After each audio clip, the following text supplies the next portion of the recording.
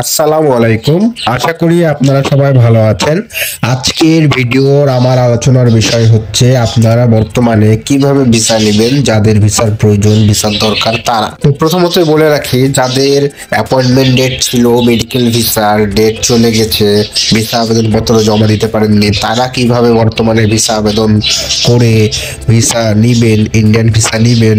এবং অনলাইনে যে ডেট ছাড়ছে, কম হোক বেশি হোক, প্রতিদিন যে ডেট ছাড়ে ধারাবাহিকভাবে, অ্যাপয়েন্টমেন্ট ডেট ছাড়ে মেডিকেল ভিসার জন্য, স্টুডেন্ট ভিসার জন্য, এন্ট্রি ভিসার জন্য। তো তারা কিভাবে ডেট নেবেন, কিভাবে নিতে পারেন, কোথায় যোগাযোগ করবেন। এছাড়াও আরেকভাবে অ্যাপয়েন্টমেন্ট ডেট নেওয়ার ব্যবস্থা করা যায়, সেটা হচ্ছে সরাসরি হাই কমিশনের চেম্বারে গিয়ে অ্যাপয়েন্টমেন্ট ডেট নেওয়ার জন্য চেষ্টা করা বা আপনার যে আবেদনপত্র এটা জমা দেওয়ার চেষ্টা করা। তো আমি এই যে কারণ বললাম বা ভাবে ভিসা পাওয়ার যে উপায় বললাম, এখন এটার বিস্তারিত আলোচনা করব।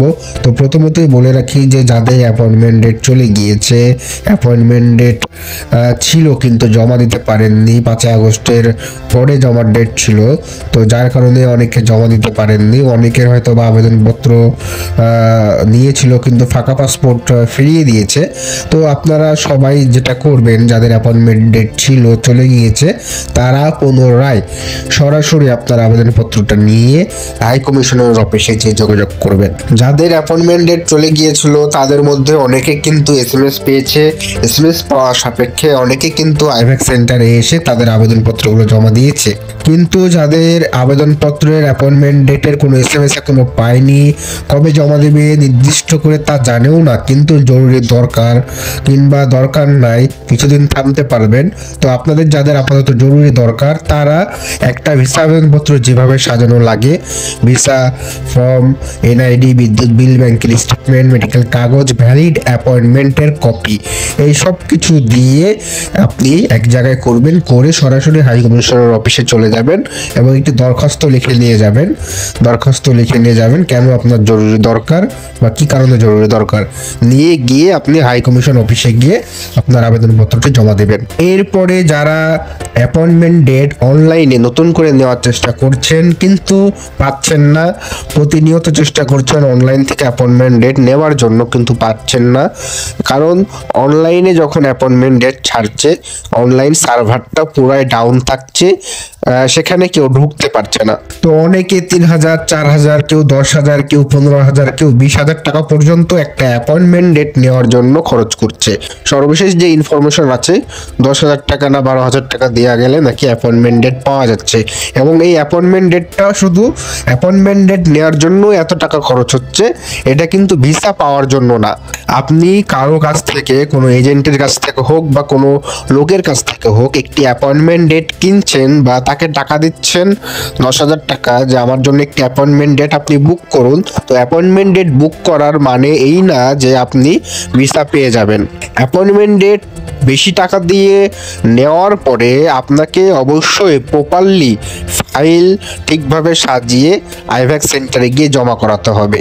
তো আমরা যারা অনলাইনে অ্যাপয়েন্টমেন্ট ডেট ছাড়ছে শুনছি, তো তারা যারা অ্যাপয়েন্টমেন্ট ডেট নিতে যাচ্ছি তারা কিন্তু এই সমস্যার সম্মুখীন হচ্ছি যে সরাসরি ঠিকভাবে অ্যাপয়েন্টমেন্ট পাচ্ছি না, সার্ভার ডাউন থাকছে, যার কারণে কেউ একজন বা দুইজন এই কাজগুলো করছে, যারা বেশি রেটে আপনাকে অ্যাপয়েন্টমেন্ট ডেট নিয়ে দিচ্ছে, যেহেতু তার খাটনিটা বেশি হচ্ছে বা তার টেকনিকের জন্য তাকে কিন্তু আমাদেরকে বেশি টাকা পে করতে হচ্ছে।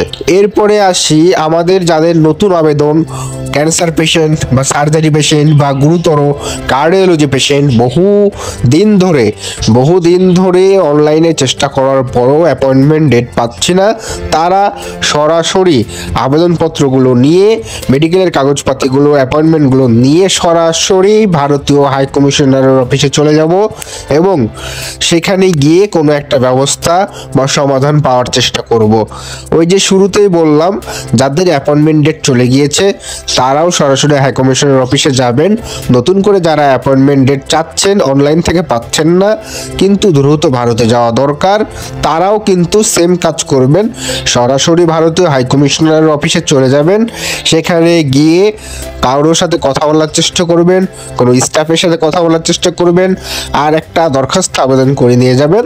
কারোর সাথে কথা বলা না গেলেও আপনার যে দরখাস্ত আছে, এই দরখাস্তটা আপনি সেখানে জমা দিবেন। তো এইভাবে কিভাবে কাজগুলো করলে এই তিনভাবে এখন বর্তমানে ভিসা পাওয়া যাচ্ছে, ভারতীয় ভিসা, মেডিকেল ভিসা। যাদের স্টুডেন্ট ভিসা দরকার, স্টুডেন্ট ভিসা যদি অনলাইনে না পান চেক করে, তাহলে আপনি সরাসরি হাই কমিশনারের অফিসে স্টুডেন্ট ভিসার কাগজপত্রগুলো নিয়ে চলে যাবেন, ইনশাল্লাহ আপনার একটা ব্যবস্থা হবে। যাদের ডবল এন্ট্রি ভিসা দরকার বিদেশের এমবেসি ফেস করার জন্য, আপনারাও সেম কাজ করবেন। যদি অনলাইনে খুঁজে খুঁজে কষ্ট করে চেষ্টা করে অ্যাপয়েন্টমেন্ট ডেট না পান, সরাসরি ভারতীয় হাই কমিশনার অফিসে চলে যাবেন। তো আপনারা যে যে হাই কমিশনের আন্ডারে থাকেন একটু দেখে বুঝে শুনে আপনারা সরাসরি আবেদনপত্রগুলো ঠিকঠাক করে ভারতীয় হাই কমিশনের অফিসে চলে যাবেন।